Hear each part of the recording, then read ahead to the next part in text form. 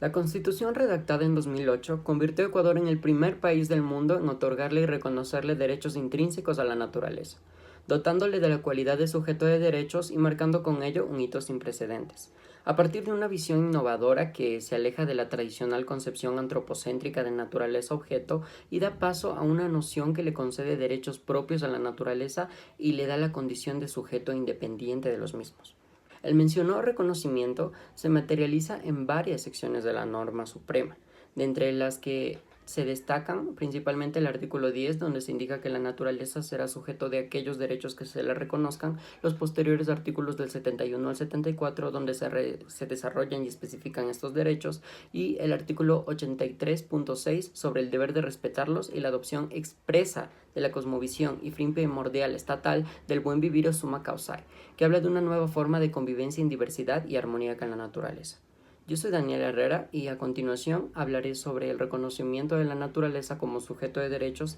en Ecuador.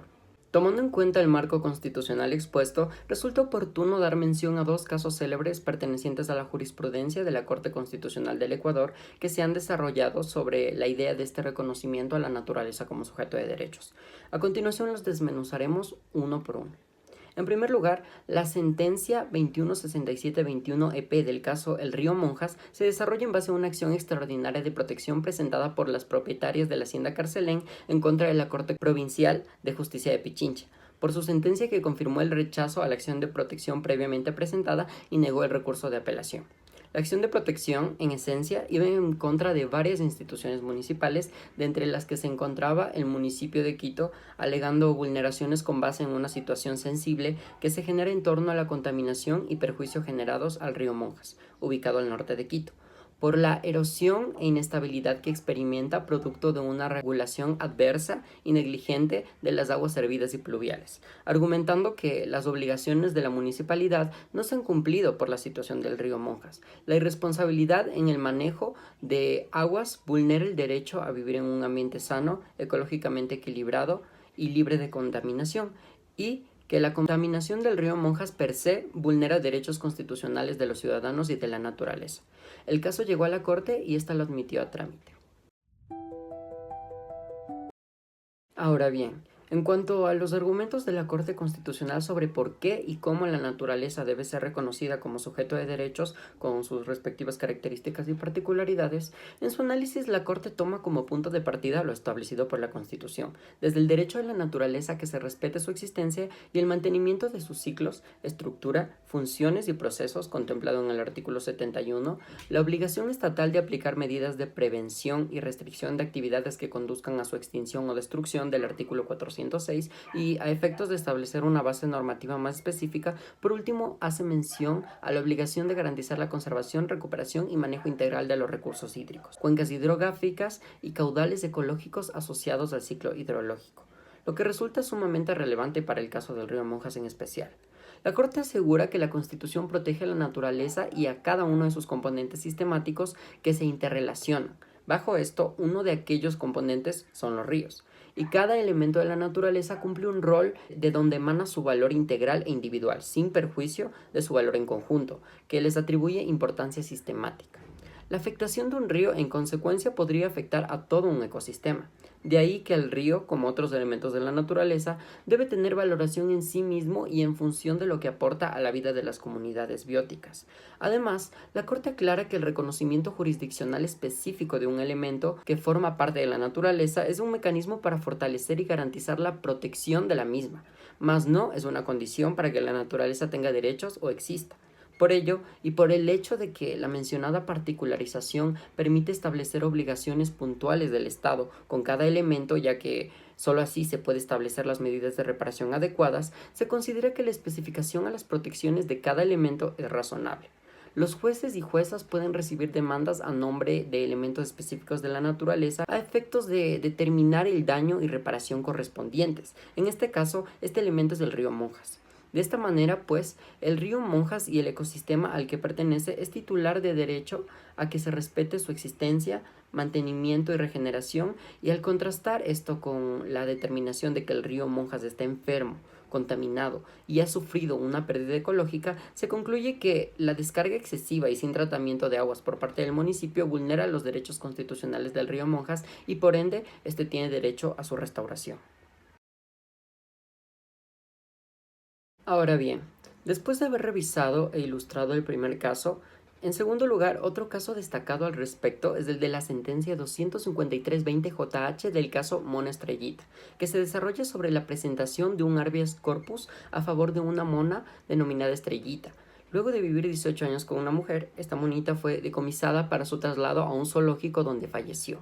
El habeas corpus mencionado tenía por finalidad la licencia de tenencia de vida silvestre y la devolución de la mona. La misma eventualmente fue negada principalmente por la necesidad planteada de proteger a la naturaleza. La Corte Constitucional seleccionó el caso para el desarrollo de jurisprudencia vinculante al respecto y emitió la presente sentencia con el objeto de reconocer el alcance de los derechos de la naturaleza, determinando si ésta abarca a la protección silvestre particularmente, revisar si en el caso se vulneraron esos derechos y desarrollar lineamientos para la procedencia de garantías constitucionales a favor de animales silvestres como la mona sobre la que surgió el caso.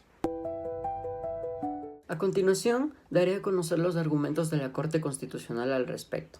La Corte parte de una visión que se alinea con el principio anteriormente mencionado, del summa causae o buen vivir, para sostener el deber de reconocer a la naturaleza como sujeto de derechos, y este reconocimiento implica que la naturaleza es titular de derechos en una dimensión sustantiva, y puede buscar su protección y reparación ante las autoridades estatales en una dimensión adjetiva. Entonces, se establece la concepción de la naturaleza como una comunidad vital, y por tanto se le considera un sujeto de derechos con la valoración intrínseca, lo que implica que es un fin en sí misma y no un mero medio para el cumplimiento de propósitos humanos. En este orden de ideas, un animal se constituye como una unidad básica de organización ecológica y por ende un elemento de la naturaleza que está protegido por sus derechos y posee un valor inherente individual. Así, los animales gozan de una especial protección constitucional, por cuanto la valoración de la naturaleza realizada comparte un fundamento valorativo con los derechos de los animales. Y adicional, el reconocimiento de los animales como sujeto de derechos sustentado en su valoración intrínseca como seres vivos es el avance más reciente en su protección jurídica, que se añade a lo mencionado con anterioridad.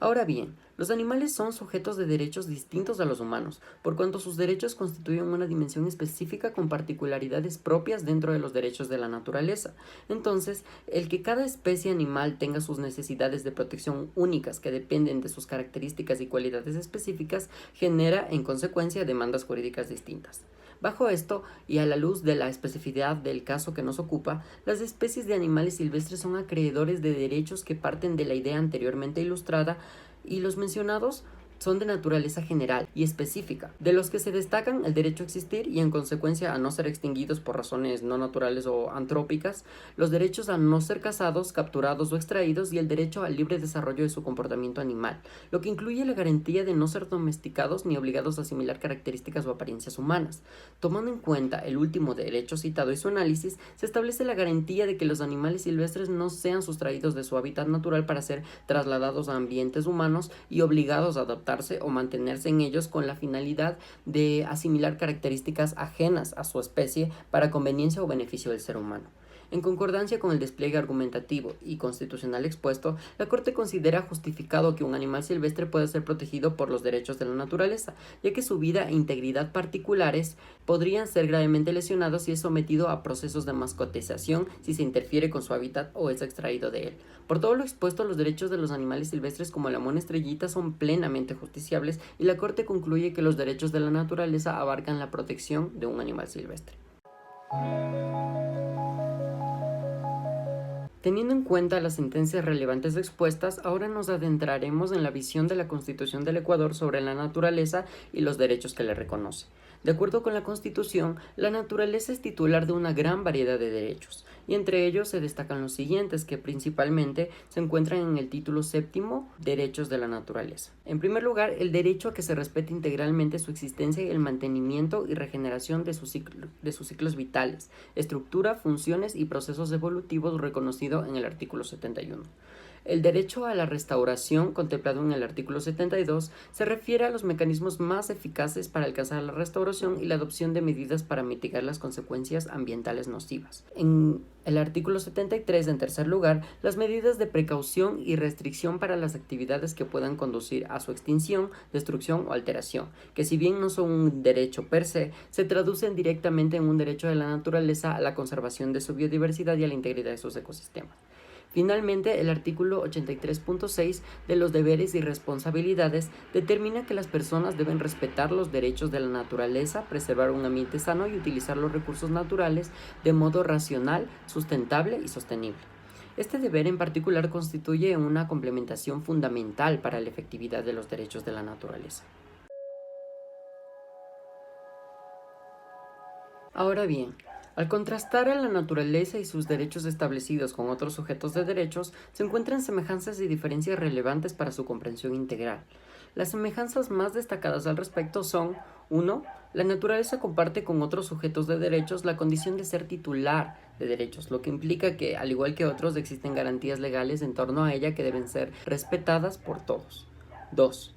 Sus derechos, al igual que los de otros sujetos, pueden ser violados por acciones u omisiones, y ante este hecho existe la posibilidad de acceder a la justicia para exigir su cumplimiento y protección, con la posibilidad de interponer acciones legales en su nombre. 3. La naturaleza requiere que terceros cumplan con ciertos deberes para el favorecimiento de sus derechos. Un ejemplo para ilustrar esta idea sería que la naturaleza, al igual que una persona natural, necesitan protección estatal, aunque para distintos fines. La naturaleza para su derecho al respeto integral de su existencia y la persona para su derecho a la integridad y seguridad. Por otro lado, las semejanzas destacadas integran las siguientes características. 1. La naturaleza, a diferencia de otros sujetos de derecho, carece de una representación autónoma directa y una voluntad expresada. Por ello, necesita que terceros actúen en su nombre para reconocerla, defenderla o protegerla. 2. Todos los sujetos de derechos contraen obligaciones excepto la naturaleza, pues su reconocimiento es meramente en condición de titular de prerrogativas a ser respetadas. Y 3. La naturaleza es la única que no concibe un enfoque antropocéntrico en lo que concierne a ella. En cambio, establece una visión ecocéntrica de armonía, equilibrio y sistemática.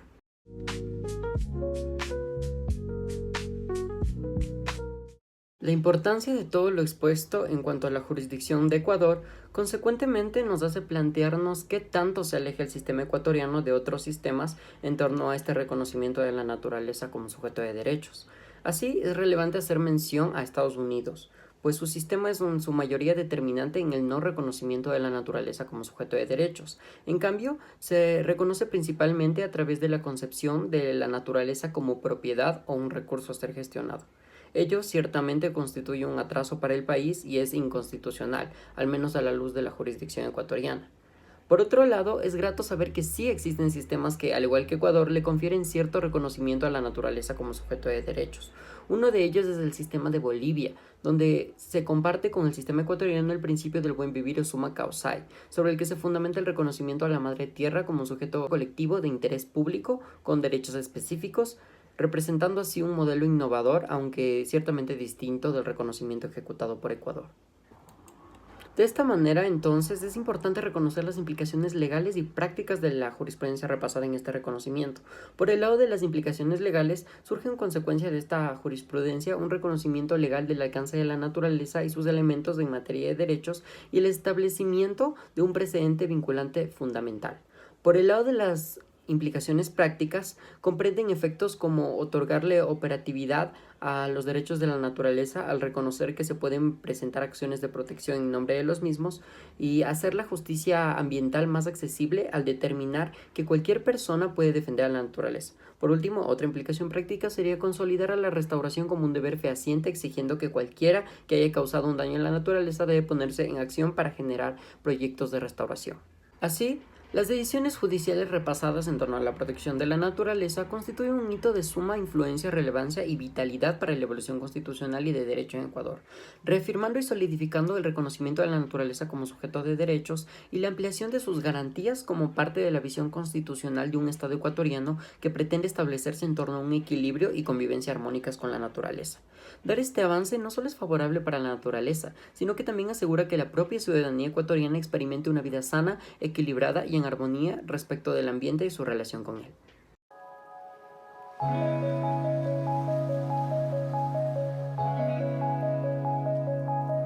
Finalmente, en Ecuador la naturaleza se ha consolidado determinantemente como un sujeto de derechos al que la jurisprudencia y el derecho mismo le confieren un sinnúmero de garantías y protecciones en nombre de su valor intrínseco, independiente y adjetivo, y todo ello se traduce asimismo en las obligaciones del Estado y la ciudadanía de actuar siempre con base al principio del buen vivir y de respetar fehacientemente a la naturaleza, consolidando regulaciones que aseguren el cumplimiento correcto de aquellos fines.